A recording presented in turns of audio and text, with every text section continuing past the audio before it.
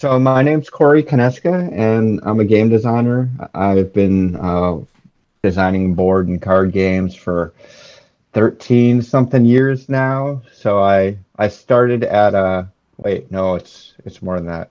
I started at Fantasy Flight Games in 2005, and yeah, that's a lot more. And at FFG, I designed a whole bunch of games, everything from Battlestar Galactica, Star Wars Rebellion, StarCraft, Gears of War. I did a lot of licensed stuff, but I did a lot of in-house stuff too, like Mansion of Madness, Eldritch Horror.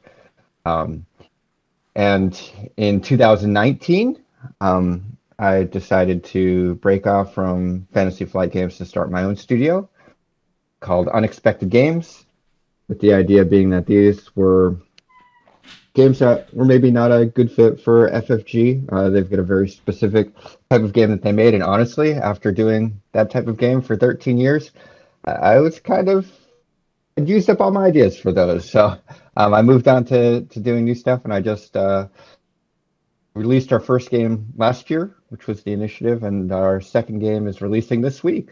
So Voices in My Head coming out February 25th. Sure. Yeah, when I was a kid, we used to have family game nights. Like it wasn't a regular thing, but we would, it wasn't like every Friday we would play, but we would play games quite a bit. And a lot of it was kind of the things that a lot of people grew up playing, things like Risk and some Monopoly and those sorts of things. But we did have some things beyond that. I remember my parents had a copy of Acquire, which was a classic Sid Sackson game. And I remember playing that, and it was one of the games that I would request the most because I don't know, for some reason it just resonated with me. I think I realized that there was more game to it than some of the other stuff that we were playing, and it was just so unique and fascinating. So that game always has a special place in my heart.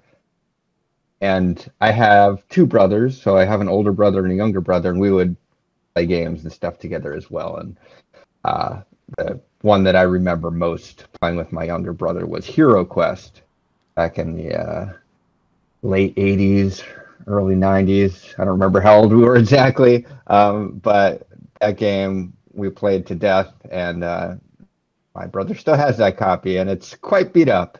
I've always been interested in making games. It's just, I don't know, been a passion, I guess. So like I said, I've got two brothers and we would play games a lot, but we would spend almost as much time just kind of like creating our own things and making up our own stuff. I remember my older brother like creating this board game once. It was like you're basically like moving around a maze, collecting pieces of a map. Like it was a very basic game, but I remember even like at a young age, like we would do that sort of stuff.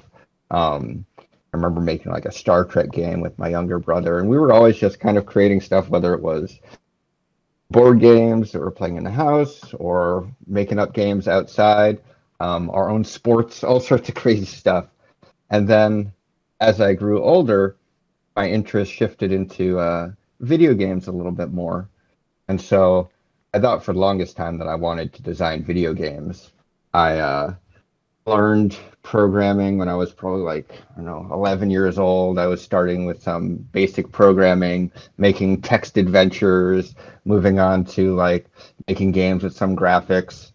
And then even as I grew older, went into high school, I took more programming classes, and I really thought that's what I wanted to do. I went to college originally for computer science, thinking that, hey, I'm going to make video games. It's going to be awesome. And after a year of doing uh, computer science major, I realized it was not what I wanted. I saw myself spending the rest of my life programming bank software, and I'm like, no, I can't do it. So I left there, and it ended up taking a year off, and I went back to school for graphic design later because it was something that I could do that was creative and visual. And then it turns out that after I'd been doing that for a while out of college, I got the job at Fantasy Flight Games, and it's a good skill to have because it turns out we do a lot of graphics in board games as well. It varies. So sometimes I will have a great idea for story and a theme that I want to tell. Um, our newest game here, Voices in My Head, very much came that way, where like I really wanted to do a game that was about a trial, but it was about kind of the internal struggle inside of somebody's head during a trial. It sounded very fascinating and weird and different to me. And so that game started as a theme, and and I built out from there and tried a bunch of different mechanics. I probably designed 20 different games with that theme before I found one that was good.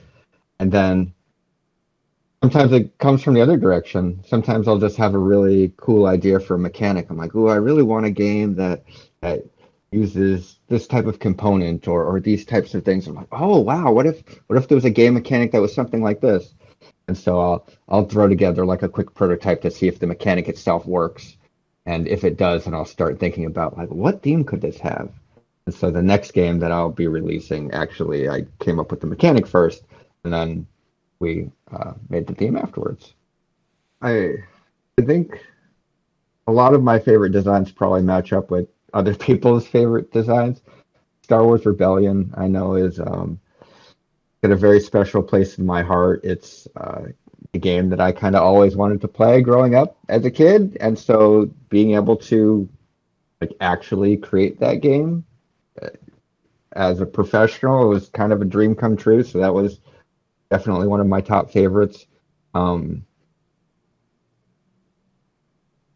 there's I've got my shelf of games over here. I mean, there's a lot of them. I kind of love them all, so it's hard for me to just pick and choose certain ones. I know one that I feel like has a special place in my heart is Rune Age. It was the deck building game that I made in the Runebound universe for FFG, and I I feel like that game has like some very dedicated fans, but it didn't like sell too great when it initially came out. But I do every once in a while get people come up to me and say, "Hey, is that game ever coming back?" And I'm like, "I don't know. That's up to FFG." But it for some reason that game really resonated with me and felt special. Yeah, I mean, that's Lineage is definitely a game that I would like to see played more. It's out of print, so it's hard to say.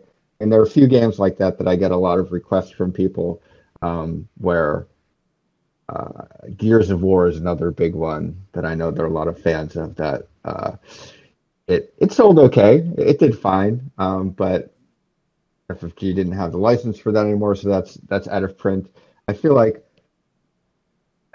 a lot of a lot of my early work is now out of print, just because of licensing deals, negotiations, and stuff. And so it's hard for me to pick one that I kind of wish people played more of. I don't want to be greedy. They can play whatever games they want. I decided to start Unexpected Games for a few reasons. So the first was, like I said, FFG has a very specific style of game, and like I love those types of games, and I continue to play those types of games. But after designing those types of games for so many years, 13 or so years, um, I felt like I don't know if I can make this type of game anymore. I've got so many other ideas, so many things that I want to do that I just haven't gotten an opportunity to do. So I talked to my boss's boss at Asmodee, and I said, "Hey, listen, I've got a lot of interesting ideas. I would love to have an opportunity to run my own studio, stay within the family, and be able to do some unique stuff, some stuff that focuses on innovation." And one of the observations I have, it's not a fresh observation, lots of people see this, there's just so many games coming out every year. Like I've heard the number that over 2,000 board games came out last year, and that's just crazy. Um, and so when there's that many games coming out every year, I felt like if I'm going to design a game myself, I need to justify it. I need to say like, well, why should anybody buy this over all those other games that are out there? And I feel like the only way that I can justify that to myself is if I'm making games that are different than what's out there already. If I'm making games that aren't just replacing something that's already on your shelf, if it's instead providing a new experience, if it's opening it up to a new audience, using new mechanics, new themes, all that sort of stuff. And so that's kind of the mission statement of Unexpected Games is to do innovative stuff, to do things that are different, unique, that'll stand out, that people talk about. Um, because I feel like for a game to succeed, it needs that. But also as a designer, I need to be doing that too, because that's what interests me and what is fascinating to me. So when I started Unexpected Games, my pitch was that my studio would do one, maybe two games every year. And so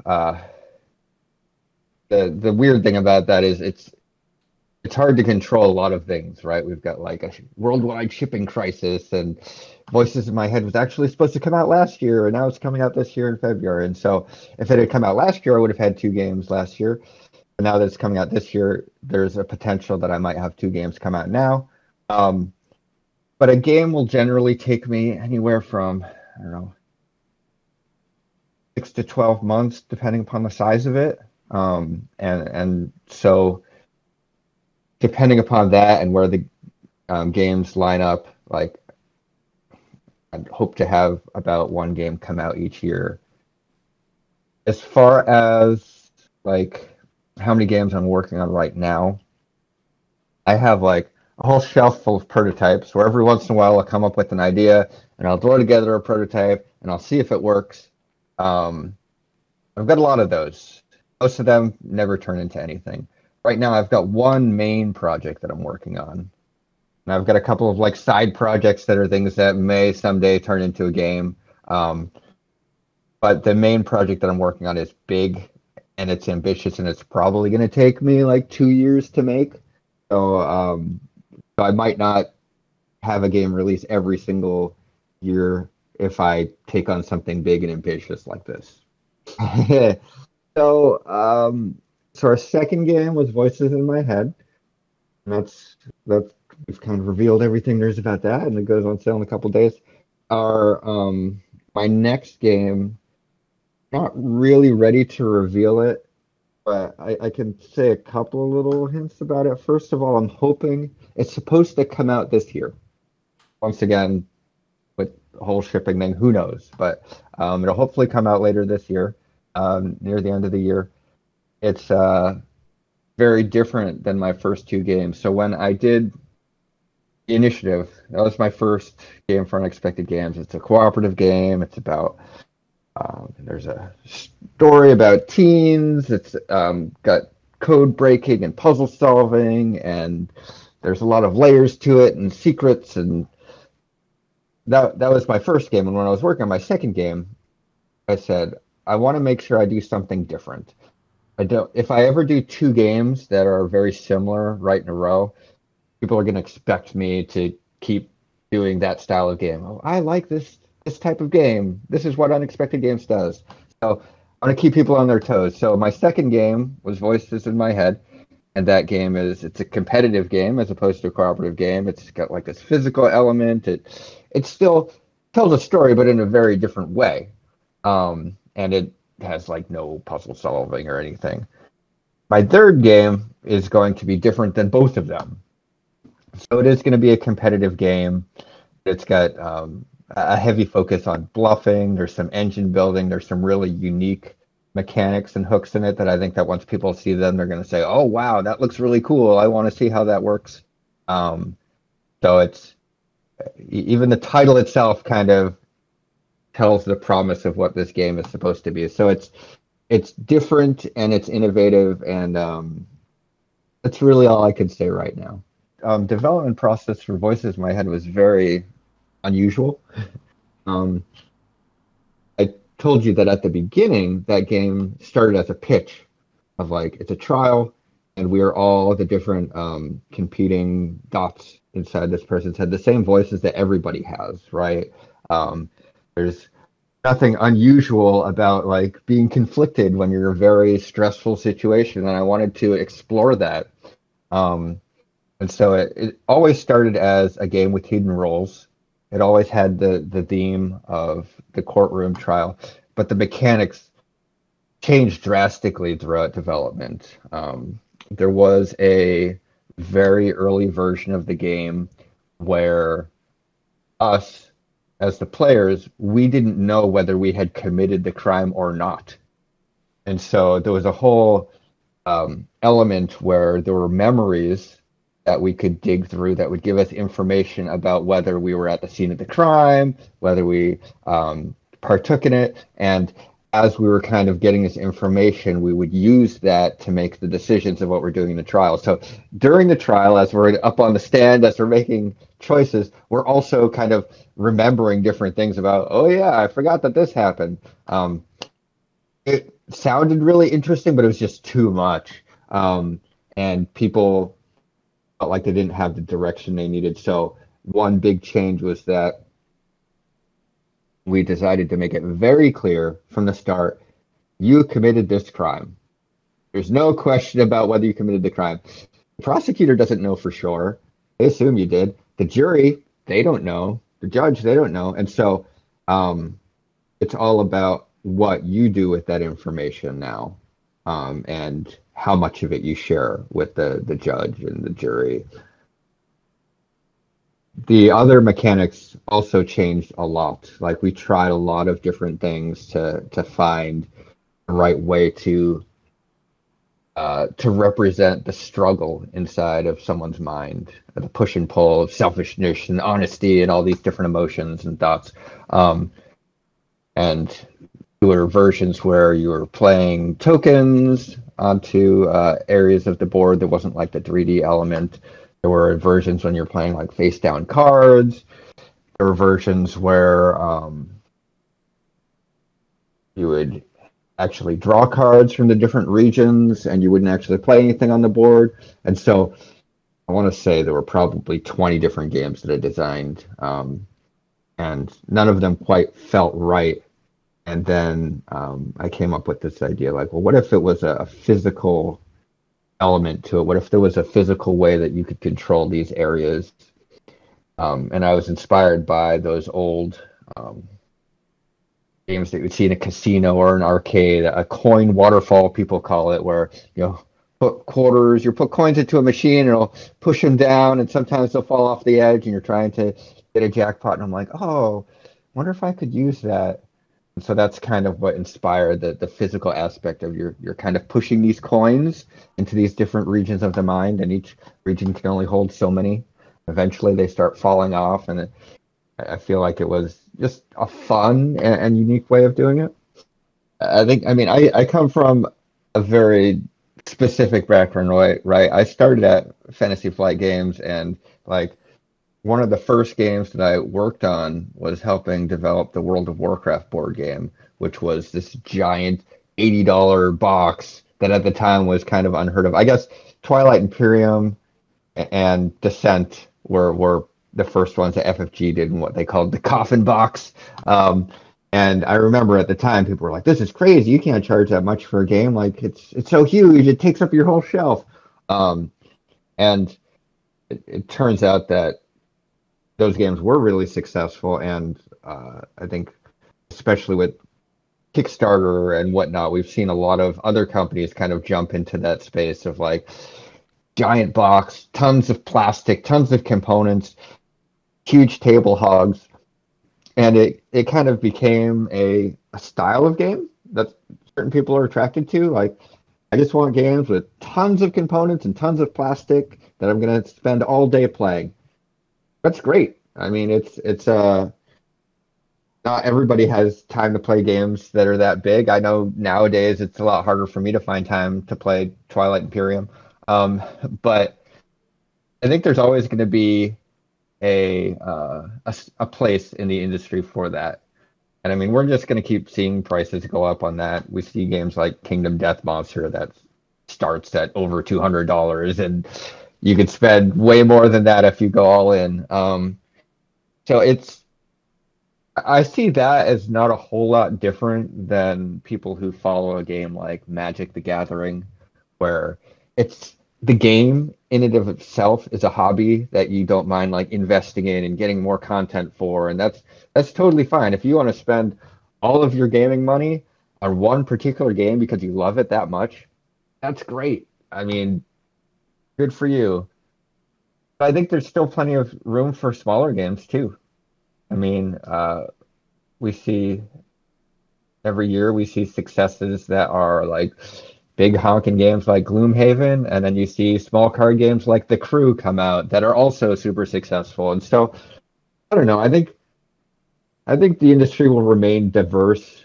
I think people will continue to come up with unique ideas. It's become very competitive over the last 5 or 6 years just because of with Kickstarter, the fact that so many people can now publish games. And honestly, that's great. I think that competition just makes everybody try harder and makes us kind of raise the bar of quality. Like people expect games to be this good today, and tomorrow they're going to expect them to be even better. Um, and so I think it's going to be similar to what we see with the video game industry, where there are kind of two types of games that are successful. You've got games that have a giant team of people working on them for years and years and years with high quality 3D graphics and the most groundbreaking special effects and AI and all this and that. And some of those games are successful and some are not. And then you've got the small indie people that are as a studio of one or two people, kind of like me, who are just doing games that are interesting to them that they can do by themselves or with a little bit of help. And like sometimes those little indie games just for whatever reason also catch fire and attract attention and get people talking about them and playing them. Um, so I think there's space for both. And honestly, I just want people to keep innovating and keep doing new things. And that's what I want to do. Those are games that I want to play. I don't know. I think that there is like there is the hobby board game culture. Sure, like the people who will go to conventions, they'll go to Gen Con, they'll go to Spiel, they'll go to UK Games Expo, wherever, and they'll like that's kind of their thing that they like enjoy being around lots of people going to these conventions, following it, playing with lots of people, and those super fans to a lot of them, I think, yeah, there is a culture to it. I think luckily it's becoming more diverse than it has been. Slowly but surely, we're getting some more diversity there. But that's a small fraction of the people who play games. Like my I play test a lot now with some of my friends that I went to high school with, and they love games, and we've always been playing games together. And but they're not the types of people that would ever really go to a convention. They're just not really into that aspect of it. And there's so many people that just play with their families and just play with their friends. And so I think that gaming kind of you have that hobby gaming culture, but it's a small, very vocal group that talks about it all the time. They make podcasts about it and videos about it, and they do all this sort of stuff. But um, that's in my mind, that's a very small portion of the audience, and that there's so much more beyond that. There, we're getting to the point where I don't know. Board games, when I started making board games, right? I remember every time I would tell people that I make board games for a living, they would say, "Oh, like Risk, like Monopoly." That's kind of their only exposure to board games. That's what they always relate to. Um, but we have in the last decade, we've like made board games become a lot more mainstream. And now a lot of people recognize Catan and Ticket to Ride, and they start seeing that there's more out there, and that there's more to play, and that there's more um, that gaming has to offer them. And I think a lot of people have a small collection of board games that they'll keep for social events. Maybe they're into party games, maybe they're into like small two-player games. I just think that there's so many gamers out there, and they all have their own tastes, and they all have their own lifestyles that to say that there is one gaming culture, I think is just too narrow. Yeah, I mean, just a shout out to Voices in My Head, which is coming out. Really excited about this game. I know um, I'm very happy that we have uh, global support for this game, especially in Spain. Spain, one of my biggest supporters out there. Thank you so much for supporting my games, and I hope that you enjoy this one as well. And stay tuned. We've got plenty more fun coming down the pipe. Si te ha gustado el vídeo, dale un me gusta y recuerda suscribirte al canal para enterarte de todas las novedades.